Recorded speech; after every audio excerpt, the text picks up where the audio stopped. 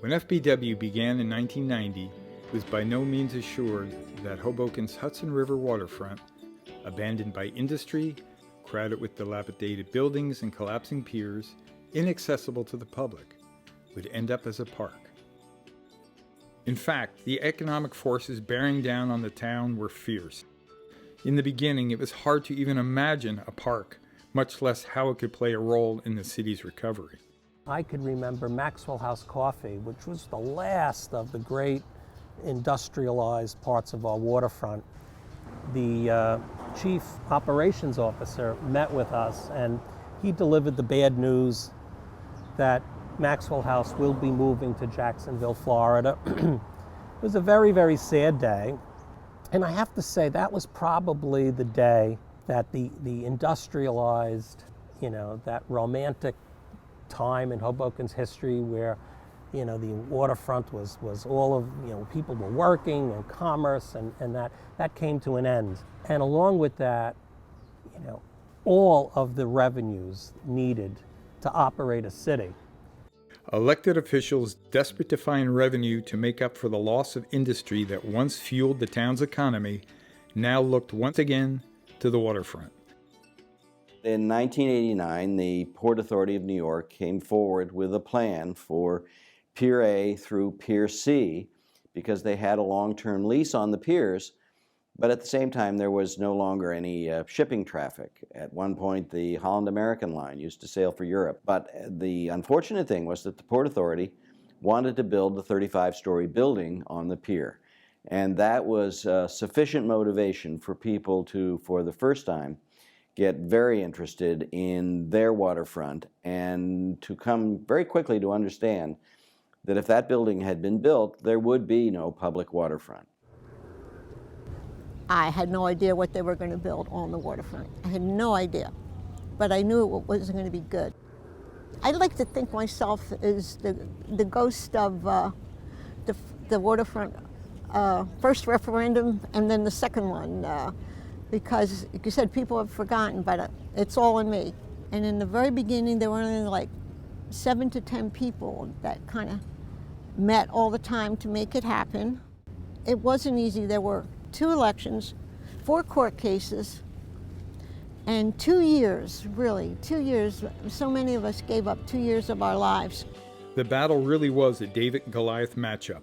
In 1990, the group of activists had garnered enough support to force a referendum on the Port Authority's plan, a yes vote allowing for the construction of the massive project on the pier would have forever ruined the possibility for a park there. By the time the vote was scheduled for July, they had already been in court 3 times, once to the Supreme Court of New Jersey, to defend the right to hold the referendum. The town was fiercely divided over the issue, and tensions were running high. I remember July, so the polls closed at 8. We said, somebody's got to go over to City Hall and find out what the tabulation was. So I was one of them, and we went there, and I walked in, and I thought, oh my God, I can tell we won. It looked like a funeral. We won by 12 votes, and I also remember saying, are you sure? And somebody said, do you know how many times we counted? I think it was Jimmy Farina, I'm not sure, he came over to me and he said, now you guys knocked down our plan, do you think you could come up with something? But he said it in such a way, I have to say, that he didn't think we could. And I said, I think we can. After we won the first referendum, we all got together again. We had to decide, were we just going to come up with a plan or idea or something for the 4 blocks that we were voted on, or for the whole waterfront? And I stood up and said the whole waterfront. That same year, they formed the Fund for a Better Waterfront and hired a planner, Craig Whitaker, to map out a plan. It featured a public park at the water's edge along the full length of the city's Hudson River shoreline. Whitaker showed them that successful waterfronts were public waterfronts, and you could build success into the design of the park, bring the Hoboken street grid right down to the waterfront, separate the public waterfront park from the upland development by placing a street between the two. Because again, some of them first didn't understand Craig's plan that was just lines. I said these lines will make sure the feeling of Hoboken will continue to the waterfront. I said, I'll give you a sort of idea. I said, if your kid comes home with a kitten and says, Mom, can we kit the kitten? I said, you have a general idea, because you know about cats, that it's not going to grow up to be a horse. But once we map in Craig's plan, and that's what we wanted, we just wanted to map it in. I said, then you have an idea of what's going to happen inside it, and yet there's still freedom. There's restrictions and freedom. And then Craig Whitaker comes along with something called the blanket theory. Blanket theory? Like, what is this blanket theory? So only you could truly test a public place. If you could take a blanket, lay it out on the public place, and have lunch. And if you feel comfortable there, then you know it's truly a public place. After a second referendum victory in 1992, the city of Hoboken agreed to work with FBW and other civic leaders. Then, in 1995, Hoboken adopted an amended redevelopment plan for the south waterfront that embraced nearly all the principles advocated by FBW. So on the Hoboken waterfront now, those places that sit between 1st and 4th Street where you can get a beer and you can sit outside, were not there at all, and neither was Pier A. So Pier A, that big, magnificent pier, was essentially an FBW creation. It is open and green grass because of an agreement with the Port Authority that they would build the square feet they were going to build anyway on the other side of the street. At the core of FBW's advocacy is a commitment to finding solutions to ensure that Hoboken's waterfront is unquestionably public, and the park is of the highest design and quality standards. Sometimes that means working closely with developers to redesign a project, as was the case when the developers of the former Maxwell House Coffee Factory planned a project on the waterfront. The developers had acquired the coffee factory and had wanted to build condominiums on the large pier. And FBW prepared a plan, a quick sketch plan, sat down and talked with the developers and showed them that they could build the same amount of square footage and also get a public park out of it simply by moving the buildings from the waterfront back to the other side of the street.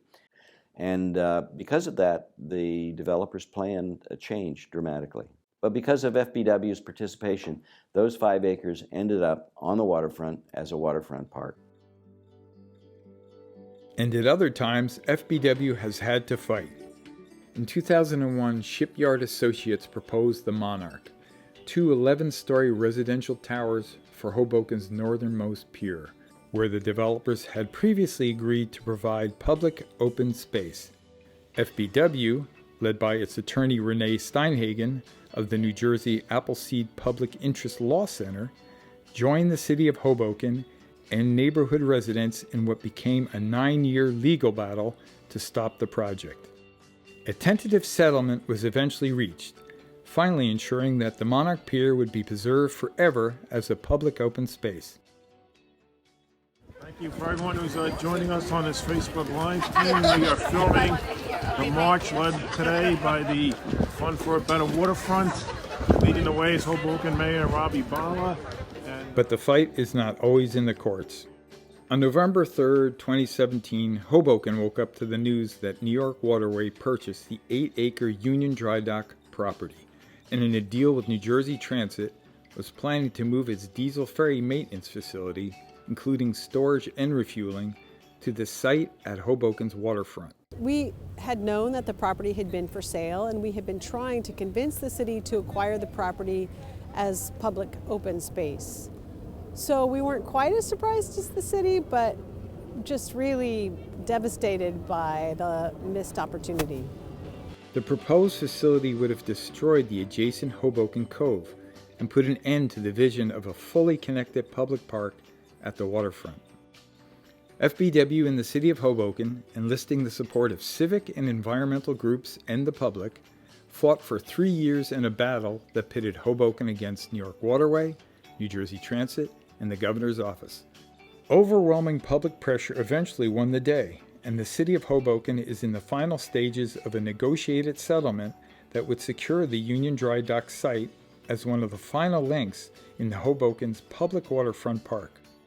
You know, when you look back and say, what would Hoboken be like if there hadn't been any FBW? And I guess the best comparison might be Newport next door.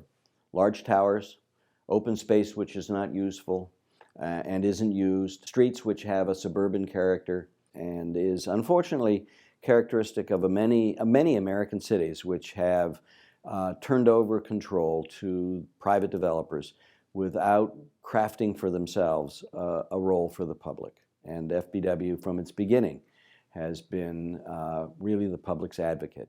I'm delighted. I love walking out along the southern waterfront, and as you can see, much of the Hoboken waterfront is public. Pier A Park is probably one of the most active public places in New Jersey. It is a credit, you know, to the Fund for a Better Waterfront, to Ron, and that he's been able to provoke public officials to do the right thing.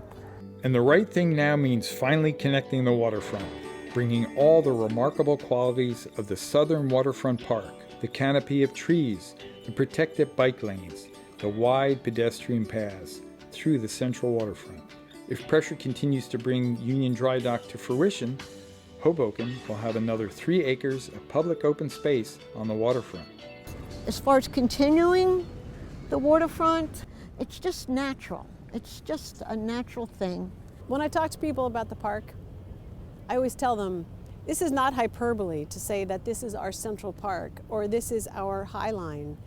It really is a special place. I mean, we're across from New York City. We're on the Hudson River. This is not just any park. I'm not the most adventurous person in the world, but I definitely always wanted to go the whole waterfront once, just to see what's at the other end. You know, it's a natural curiosity. When someone sees a mountain, they wonder, well, what's on the other side, too? Well, this was not a mountain. This is just so easy. Just walk to the end.